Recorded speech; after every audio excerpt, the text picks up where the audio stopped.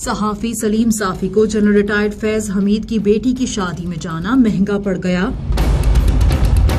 अदील राजा ने सीनियर सहाफी और तज्जियानिगार सलीम साफी की साबिक DGISI lieutenant general Faiz Hamid से उनकी बेटी की शादी पर शिरकत के मौके पर मुसाफहा करते हुए तस्वीर शेयर की, जिस पर लिखा कि सलीम साफी जनरल फैज हमीद की बेटी की शादी पर साफी ने दर्जनों कॉलम फैज हमीद के खिलाफ लिखे होंगे। अब समझ में नहीं आ रहा कि दोनों में से बड़ा मुनाफिक कौन है।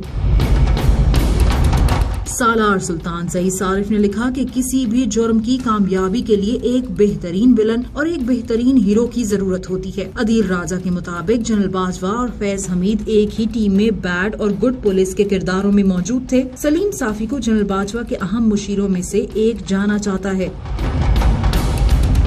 सारिफ सुबहान खान ने लिखा कि मकसद सिर्फ एक ही है कि अवाम को मसरूफ रखो और लूट मार मचाते रहो। शीमा अफजल ने लिखा कि मुनाफिक का फैसला बाद में करे, पहले 2 मिनट की खामोशी उन लोगों के लिए जो फैज हमीद को आसमान पर बिठाए फिरते थे।